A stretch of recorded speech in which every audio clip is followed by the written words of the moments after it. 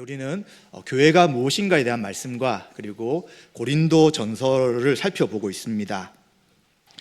우리가 믿음의 삶을 살아갈 때 교회가 무엇인지를 아는 것이 너무나도 중요하고요.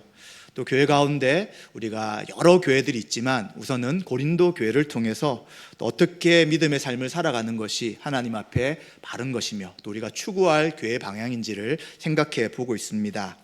이제 오늘은 분열과 다툼에 대한 문제를 이야기하는 마지막 내용입니다. 즉 4장 전체가 이제 1장부터의 전체 결론이라고 할 수 있습니다.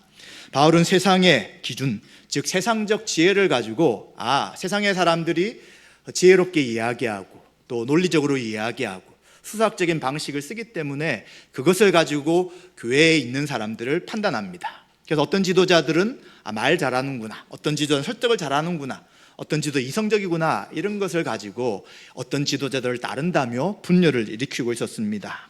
그래서 사도 바울은 이 분열과 또 다툼을 일으키는 것은 어리석은 것이다 라고 권면을 합니다.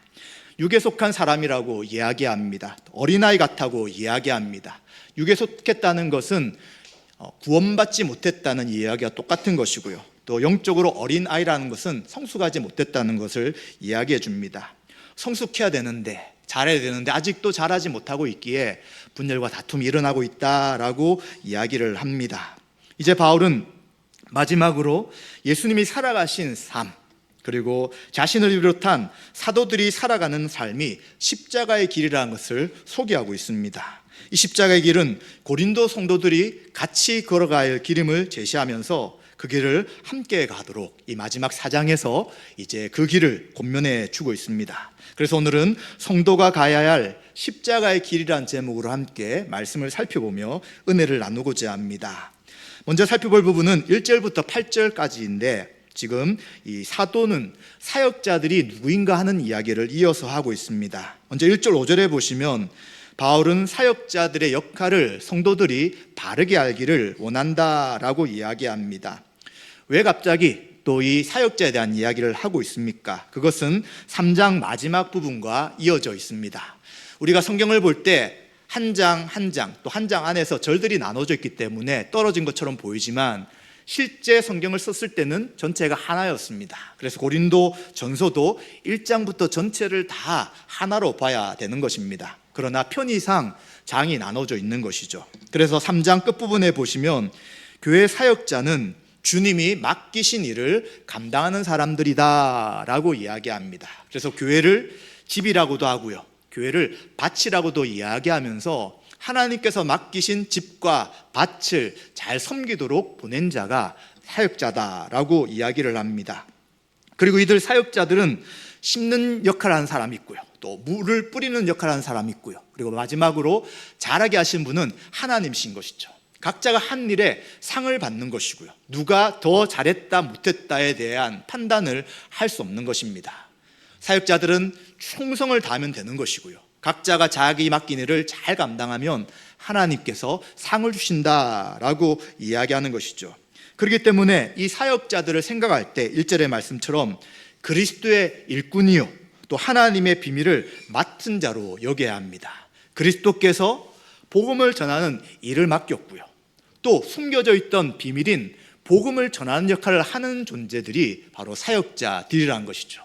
그런데 고린도 성도들처럼 세상에 좀 더 지혜롭게 보이는 그 사람들과 비교하면서 사역자들도 논리적으로 말 잘하는 사람이 더 잘하는 사람이야, 또 설득을 잘하는 사람이 잘하는 사람이야, 아니면 옷을 잘 입고 깔끔한 외모를 가진 사람이 더 좋은 사람이야, 이런 이야기를 가지고 사역자를 보는 것은 하나님이 맡기신 역할, 특히 목회자 역할이 무엇인지를 제대로 모르는 것이다 라고 고린도 성도들에게 말을 하고 있습니다.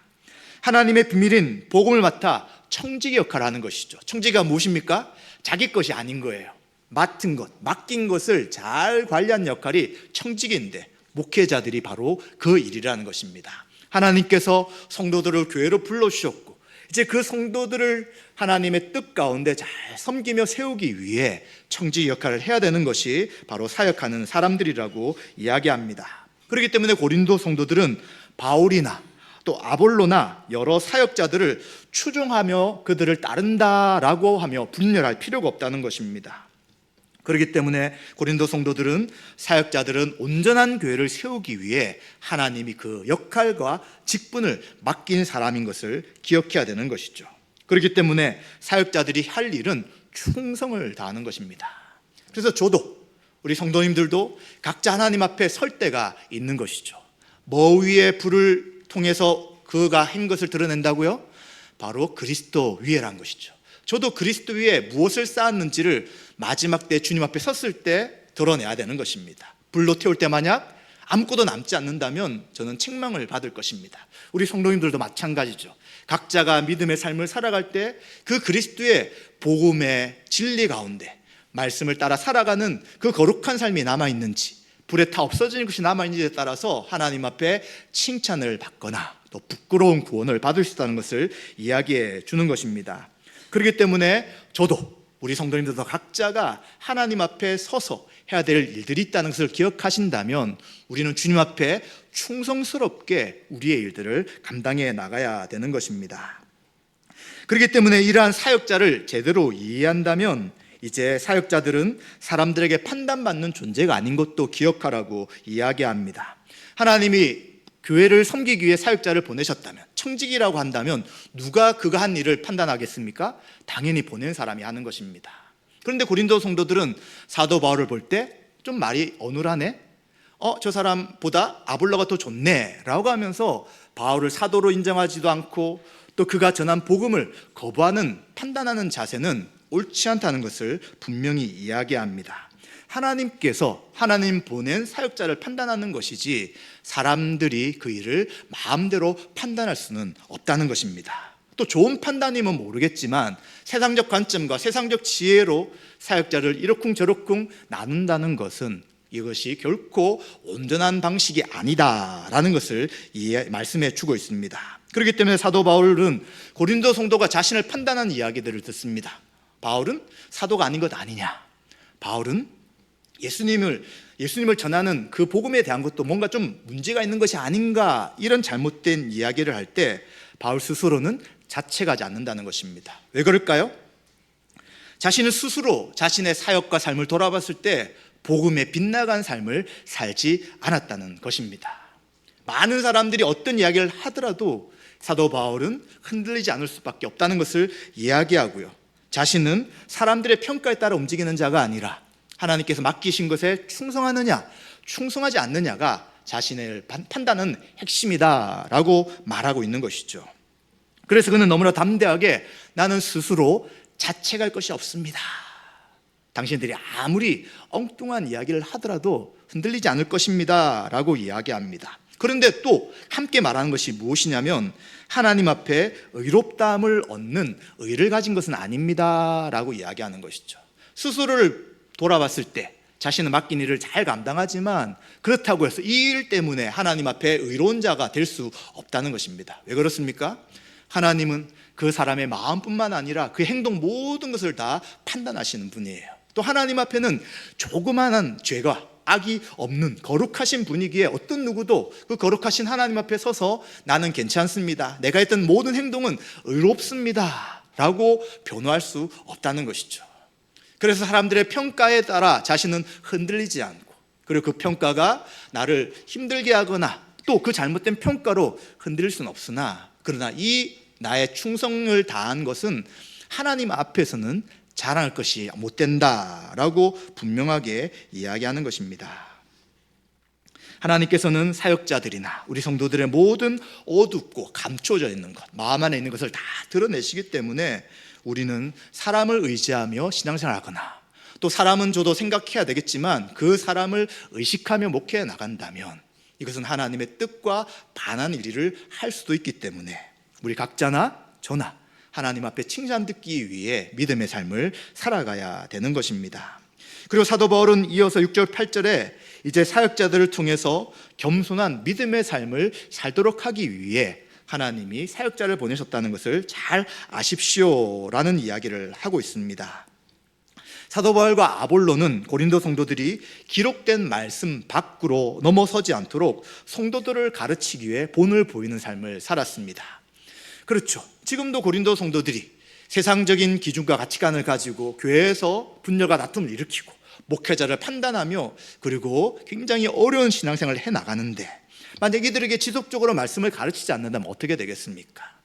여전히 세상 것이 교회 안에 들어와서 교회를 더 힘들고 어렵게 하는 것은 당연한 것입니다. 그래서 사도 바울과 아볼로의 역할, 사역자들의 역할은 하나님 말씀을 계속해서 전하는 것입니다. 우리가 다 알다시피 하나님 말씀은 세상에서 이야기하는 가치관과 지혜와는 차이가 있습니다.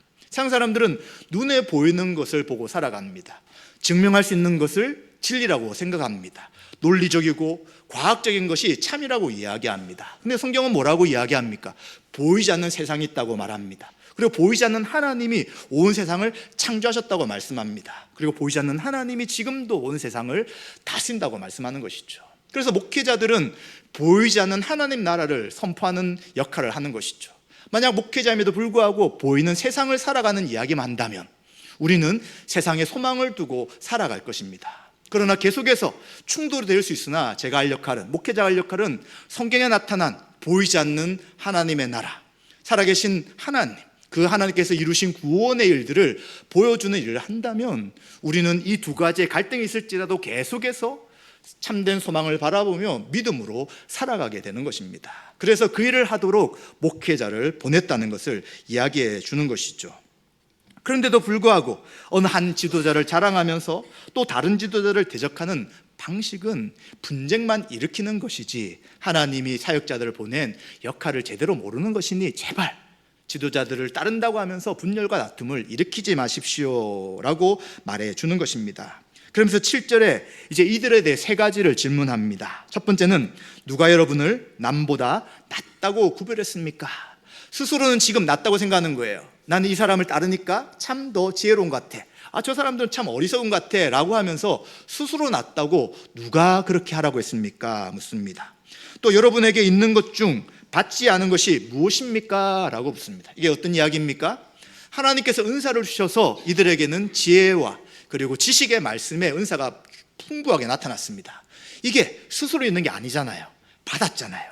그런데 왜 받지 않은 것이 있는 것처럼 생각합니까? 라고 되묻습니다. 그리고 마지막에는 모든 것을 받았다면 왜 받지 않은 것처럼 자랑합니까? 자기를 자랑한다는 것은 결국 자기 스스로 모든 걸 했다는 이야기인 것입니다. 하나님 은사를 주셔서 그 은사를 통해 지금 교회를 섬기고 있는데도 불구하고 왜 내가 스스로 얻었다고 하면서 자랑합니까? 라고 세 가지를 묻고 있는 것입니다. 이런 생각을 하다 보니까 이들은 하나님의 뜻을 오해하게 되고요. 또 교만하고요. 감사할 줄 모르면서 자랑한 자로 살아가고 그 열매가 분열과 다툼을 일으키는 것이었습니다. 이제 사도 바울은 8절에 세 가지 표현을 통해 또 고린도 성도들을 책망합니다. 너희가 이미 배부르다라고 말하고요. 또 이미 풍성하였다라고 이야기합니다. 또 우리 없이도 왕이 되었다라고 이야기하는 것이죠. 이미 이들은 신앙이 완성되었다는 우월감 가운데 있습니다. 이 정도면 우리의 신앙을 잘하고 있는 거야. 이 정도면 다른 사람들보다 괜찮아 라고 생각하는 마음을 가지고 있다는 것이죠. 그래서 이제는 만족감을 가지고 이제 하나님께서 우리에게 주신 것을 왕처럼 잘 누리자라는 생각을 하고 있다는 것입니다. 그리고 왕이 되어서 각자를 판단하고 각자를 비판하고 그리고 분열과 다툼을 일으키면서도 이 일이 얼마나 하나님 보시기에 악한 것인지를 알지 못하고 있다라고 말하는 것이죠. 그리고 8절 후반절에 보시면 우리가 너희와 함께 왕노릇하기 위하여 참으로 너희가 왕이 되기를 원한다라고 이야기합니다. 이게 어떤 이야기냐면 스스로 그들이 왕노릇하지만 지금 왕이 아닌 것을 바울이 이야기하는 거예요. 그런데 내가 원하는 것은 당신들이 참된 왕으로서 살아가기 원한다는 것을 이야기합니다. 이 이야기는 조금 더 설명이 필요한 이야기인데 바로 신앙생활의 의미와 아직이라는 것을 알아야 된다는 것입니다. 예수 그리스도를 믿는 믿음으로 지금 우리는 구원받았습니다. 그리고 구원받은 삶 가운데 하나님 나라의 풍성함을 누립니다. 그러나 끝난 게 아니라는 것이죠. 예수님이 재림하셔서 완성될 아직 이루어지지 않는 하나님 나라가 있다는 것이에요. 그래서 언제 왕으로 모든 풍성함을 누릴 수 있냐면 하나님 나라가 완성될 아직이 이루어질 때가 그때란 것입니다. 그런데 고린도 성도는 어떻게 한다고요? 지금 완성되지 않는 이때 하나님 나라가 이루어져서 우리는 왕이다 라고 하며 사람을 판단하고 자신에게 없었던 것, 주님이 주시는 선물인데도 불구하고 내 것이다 자랑하는 그러한 일들을 하고 있기 때문에 정말 여러분들이 진정으로 예수 그리스도가 재림하실 때 완성된 그 하나님 나라에서 왕으로 나와 함께 참된 섬김을 받고 섬기기를 원합니다 라고 이야기를 해주는 것입니다. 따라 사도 바울은 복음으로 인해 살아온 삶이 아직 남아있다는 것을 이야기해 주는 것입니다. 지금 여러분이 하는 신앙생활이 완성되고 끝난 것이 아닌 것을 이야기하는 것이죠. 아직 여러분이 겪지 못했던 신앙의 삶, 믿음의 삶이 있는데 이제 그것이 무엇인지를 내가 알려드리겠고 이제 그 길을 내가 살아가고 있기 때문에 여러분들도 그 삶을 같이 살아가십시오 라고 하면서 9절부터 13절에 바로 성도가 겪을 십자가의 고난의 길을 제시해 주고 있는 것입니다.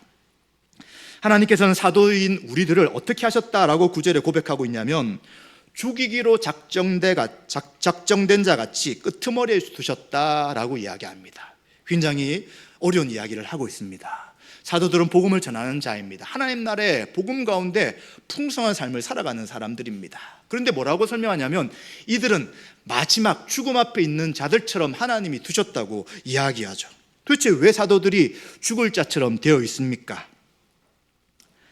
그 이유는 바로 이들은 사형 선고받은 자처럼 고난 가운데 주를 위해 분투하며 신앙생활을 하고 있다는 것입니다. 이들이 만약 고린도 성도들이 말하는 것처럼 완성되었고 왕으로 살아간다면 왜 그들이 죽음 앞에 서 있는 자처럼 살아가겠습니까? 왜 그들의 길 앞에 고난과 어려움이 계속해서 있겠습니까? 그런데 사도 바울은 지금 우리는 아직 완성되지 않는 이미 아직의 삶을 살아가기 때문에 고난을 당하고 있는 것이고 사형 선고를 받은 자처럼 살아가지만 이것은 나뿐만 아니라 모든 예수님의 제자들과 성도들인 당신들도 살아야 될 믿음의 길입니다 라고 이야기를 해주고 있는 것입니다. 그래서 이들에 대해 10절과 13절에 구체적으로 어떤 잘못된 생각을 하고 있는지를 이야기해 주고 있습니다. 우리는 그리스도 때문에 어리석으나, 지금 사도 바울은 세상 사람들에게 어리석은 자라는 이야기를 듣습니다. 왜 그렇습니까? 이 철학이 발달된 그 그리스 땅에 예수 그리스도가 하나님이시다 전합니다. 그럼 왜 너가 전하는 그분이 신이냐라고 묻는다면 그분은 인간으로 이 땅에 오셨으나 십자가에 죽으시고 부활하신 분이다. 그러면 말도 안 된다 생각하죠. 어떻게 신이 인간이 되느냐? 그리고 신인데 왜 십자가에 죽느냐? 그리고 죽은 자가 어떻게 살아나느냐? 너의 말은 논리적으로 이성적으로 우리를 납득시킬 수 없다라고 이야기하는 것이죠. 그래서 복음을 전하는 바울을 사람들이 뭐라고 하냐면 참 어리석은 사람들이다, 어리석은 헛된 것을 전한다라고 말하는 것입니다. 그런데 고린도 성도들은 어떻냐면 그리스도 안에서 지혜롭다라고 생각해요. 반어법이죠. 지혜롭지 않다는 것입니다. 세상의 지혜를 가지고 나는 참 괜찮은 사람이야, 세상 사람들을 뛰어넘는, 그리고 세상 사람들과 비슷한 지혜를 가진 존재야 라고 하면서 교회를 분열과 다툼으로 일으키는데 그리스도 안에서 나는 지혜롭다라는 잘못된 생각을 하고 있다고 반어적으로 이야기하는 것입니다. 또 10절에 또 무엇을 이야기하냐면 우리는 약하다라고 이야기합니다. 바울은 약해요. 그런데 너희들은 강하다고 생각하는 것입니다. 바로 고린도 교인들이 십자가 복음을 합당치 않게 살아감에도 불구하고 우리는 다 이루었다, 우리 세상에서도 강하고 교회에서도 강하고 부족함이 하나도 없다라고 생각한다는 것입니다. 부하다는 것이 무엇입니까? 강하다는 것이 무엇입니까? 다른 사람보다 더 높은 위치를 차지하려고 하는 것입니다. 부나 권력과 명예를 가지고 사람들에게 대접을 받으려고 하는 것이 세상에서 말하는 강함입니다. 그 똑같은 생각을 가지고 고린도 교회에서 나는 이 지도자를 따르니까 우리를 쫓아라, 나는 이 지도자를 따르니까 저 사람들보다는 더 지혜롭다라고 하면서 우리를 선결하고 말하는 이러한 강함은 잘못된 강함이다라고 이야기하죠. 또 한 가지 더 이야기합니다. 너희는 존귀하지만 우리는 비천하다고 이야기합니다.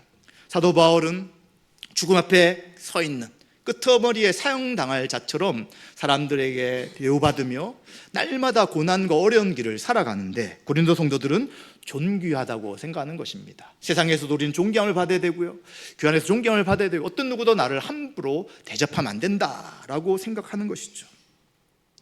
이것은 고린도 성도들이 복음을 잘못 이해한 것입니다.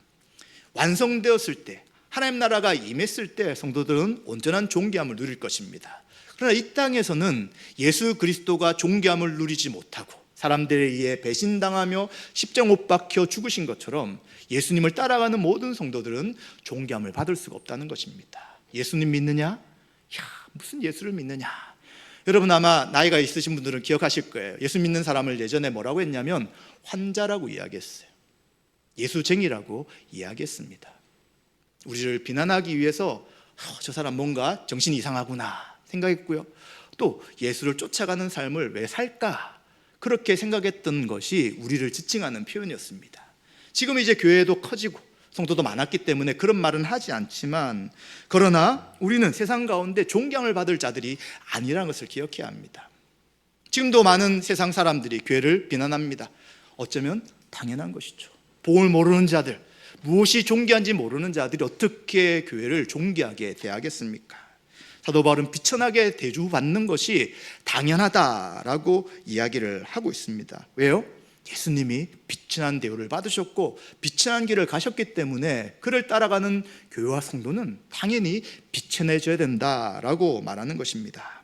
그러면서 이제 구체적으로 그들이 어떤 상황을 겪고 있는지를 하나씩 11절부터 열거하고 있습니다. 바울과 복음을 따라가는 성도들은 줄이고 있습니다. 또 목마르고 있습니다. 헐벗고요, 매맞고요, 정처가 없습니다. 그냥 나그네로서 가는 곳곳마다 이런 어려움을 겪고 있는 것이죠. 또 수고해서 친히 손으로 일을 합니다. 그런데 돌아오는 것이 뭐였냐면 모욕을 당합니다. 그런데 그 모욕을 당하지만 축복을 하는 것입니다. 박해를 받지만 참습니다. 이런 대우를 우리가 받는다 생각해 보십시오. 얼마나 속이 터지고 답답하겠습니까? 이제 그것을 거부하려고 하고 대항하려고 하고 아니다라고 반문하려고 하지만, 사도 바울은 예수님을 따라가는 사도이지만 그의 삶이 이렇다라고 이야기합니다. 그리고는 박해를 받고 참죠. 또 비방을 당할 때 권면합니다. 당신이 말하는 비방은 잘못된 것입니다 이야기하죠. 그리고 더 놀랍게 표현하는 것은 13절 끝부분에 12절 끝부분에 세상에 더러운 것과 만물의 찌꺼기같이 되었다라고 이야기합니다. 더럽고 찌꺼기라고 표현하는 것은 가장 비천하고 경멸스럽다는 것입니다. 버려서 없어져야 될 존재로 바울과 전도자들을 그리고 그리스도인들을 세상은 대하고 있다라고 이야기해 주는 것이죠. 그런데도 고린도 성도들은 이것이 십자가의 길, 예수님이 걸어가신 길임을 알지 못하고 세상에서 지혜롭다고 생각하는 것을 교회에 가져와서 도리어 세상에서 얻지 못했던 그 지혜를 가지고 이제 교회 안에서 우리는 지혜롭다, 우리는 옳다, 당신들은 틀렸다라고 하는 것이 얼마나 십자가의 길과 다른 길이라는 것을 바울은 이야기하는 것이죠. 성도의 삶은 부나 지위나 영광이나 그리고 명예가 없는 것을 이야기합니다. 더 나아가 평안함조차 없는 고난의 삶을 살아가는 것이 성도의 삶이라고 말해주고 있는 것입니다. 사실 우리는 예수님 믿고 믿음의 삶을 잘 살기 위해서 이렇게 함께 한 교회에 모였습니다. 그런데 안타깝게도 교회 안에 여러 가지 어려움들이 생기잖아요. 그래서 마음에 답답함이 생깁니다. 굳이 이런 어려움이 있을 때 교회를 갈 필요가 있을까? 그냥 혼자 신앙생활 잘하고 아니면 문제가 없는 교회로 가는 것이 훨씬 좋은 것이 아닌가라는 생각도 할 수 있습니다. 그러나 어쩌면 이러한 고난 속에서, 이러한 어려움 속에서 우리의 자리를 지키고 또 우리가 해야 될 일들을 감당하는 것이 고난의 삶이라고 할 수 있는 것이죠. 만약 눈을 들어서 다른 교회나 그리고 큰 문제가 없는 교회나 여러 가지를 본다면, 또 아니면 차라리 그냥 혼자 신앙생활하겠다라고 한다면 문제가 없을 수는 있습니다. 마음에 어려움이 없을 수는 있습니다. 그러나 그 길은 고난의 길, 십자가 길을 피하는 길이라고 볼 수 있는 것이죠. 어려움과 힘듦이 있을지라도 이 고난의 의미를 바르게 이해하고 어떻게 교회를 하나님 보시기에 합당한 교회로 세워나갈 것인가, 천상의 교회 모습을 회복시켜 나갈 것인가를 우리는 고민하고 함께 마음을 모아야 되는 것도 마찬가지입니다. 또 여러분들이 믿음의 삶을 살아가며 세상에 당하는 고난이 각자가 다 있지 않습니까? 예수님 안 믿었다면 없을 수 있는 일들을 각자가 겪고 있습니다. 그럴 때 어찌해야 합니까?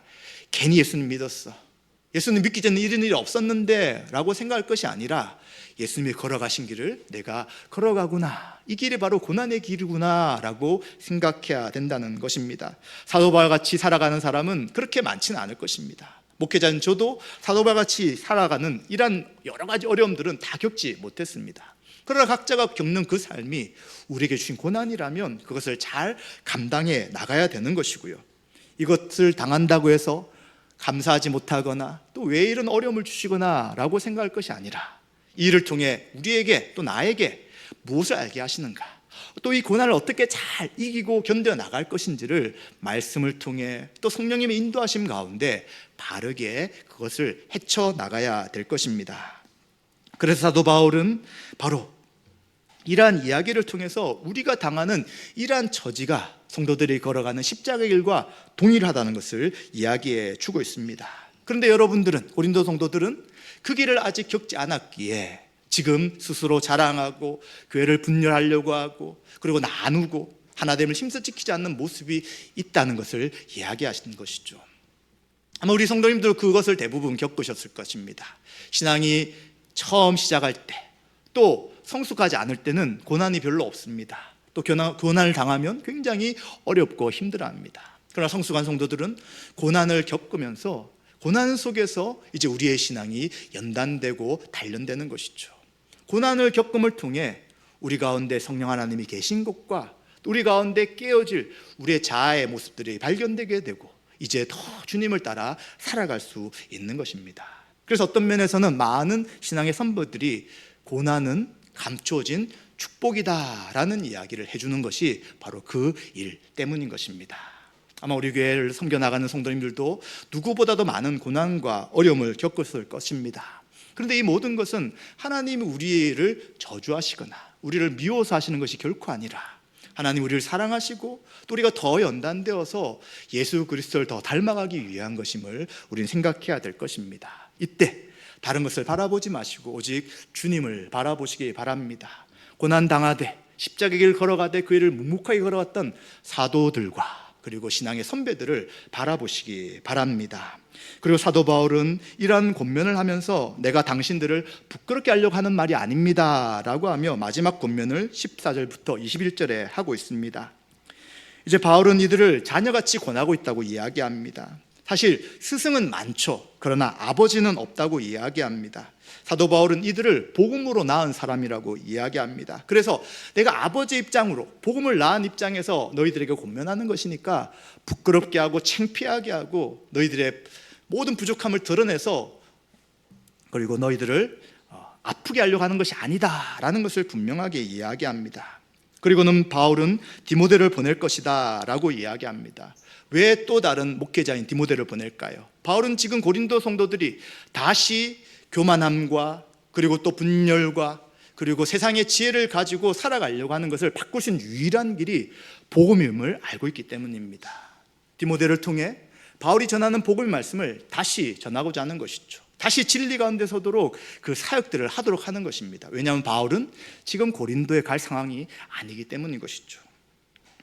그래서 바울은 이 복음을 듣고 이 복음 안에 다시 마음을 새기고 하나님 우리에게 주신 것이 무엇인지를 알 때 이 고난을 이겨나가며 고난받는 삶을 살 수 있다고 이야기하는 것입니다. 그러기에 우리도 마찬가지입니다. 복음 듣는 것은 초창기에 듣는 것, 신앙이 어린 사람이 듣는 거라고 생각하지 마십시오. 우리 날마다 복음을 들어야 합니다. 목회자인 저도 날마다 복음을 저에게 먼저 설교해야 되고 제가 먼저 복음을 가운데 있어야지 바른 복음을 전할 수 있는 것과 마찬가지입니다. 하나님 우리에게 주신 은혜가 무엇인지를 안다면 지금 우리가 누리고 있는 것, 지금 우리가 당하는 고난이 결코 어려움이나 낙담될 일로 다가오지 않는 것이죠. 하나님께서 뜻이 있다는 것을 안다면 우리는 복음의 진리 가운데 또다시 믿음의 삶을 걸어가게 되는 것입니다. 이제 바울은 마지막 권면으로 내가 직접 방문해서 교만한 자를 이제 돌이키도록 할 것이다 라고 이야기합니다.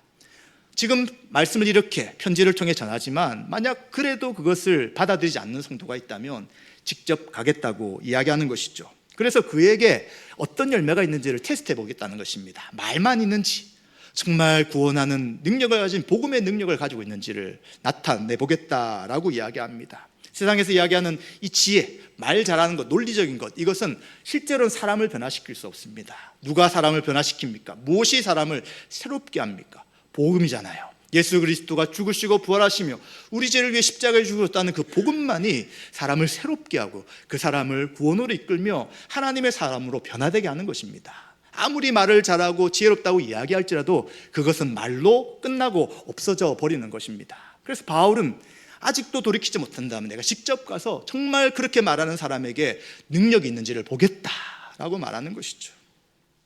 그래서 내가 여러분에게 매를 가지고 할까요? 아니면 사랑과 온유한 마음으로 가면 좋겠습니까? 라고 물으면서 이제 더 이상 어린아이들과 같이 육에 속한 사람들이 하는 그 행동을 멈추고 교회를 바르게 세워나가십시오 라고 권면을 하는 것입니다. 우리는 이 말씀을 바라보며 우리에게 주시는 하나님의 뜻이 무엇인지를 각자가 생각하셔야 될 것 같습니다. 우리는 그동안 어려운 여러 가지 인생 가운데 신앙생활을 해왔고요, 또 우리 교회도 여러 풍파와 어려움이 참으로 많았습니다. 그런데 그러한 상황 속에서 지금도 교회를 지킨다는 것은 하나님의 은혜와 그리고 여러분들이 교회를 얼마나 사랑하고 있는지를 분명히 알 수 있는 것입니다. 그러나 문제는 고난이 있지만 이 고난의 의미를 제대로 이해하지 못한다면, 이 고난을 성경에 따라 말씀에 따라 제대로 그 고난을 극복하지 못한다면 또다시 그 일들이 반복될 수 있다는 것입니다. 왜 자꾸 우리 교회에 고난이 있습니까? 왜 자꾸 분란과 다툼이 생길 수 있습니까? 왜 자꾸 지적하고 비난하는 말들이 오고 가고 있습니까? 왜 실제 그 사람이 하지 않는 이야기를 불구하고 그 말들을 자꾸 이야기하면서 사람들의 그 분위기를 만들려고 합니까? 이것이 만약 하나님이 주신 것이 아니라 우리 가운데 있는 본성에서 나타나는 것이라면 이제 우리는 정직하게 우리 자신을 돌아봐야 되는 것입니다. 어떤 것이 교회를 깨트는 일인지, 어떤 것이 하나됨을 훼손하는 일인지, 내가 무슨 말을 하고 상대방을 어떻게 대하는 것이 정말 하나님이 기뻐하신 일인지, 고난이 있음에도 불구하고 그 의미를 제대로 이해하지 못하면 또 다음의 고난에 또 그것을 그대로 반복하고, 여전히 고난은 우리를 성숙케 하는 것이 아니라 또 다음에 고난을 또 맞이해야 되는 일이 될 수도 있다는 것입니다. 말씀 마무리하겠습니다.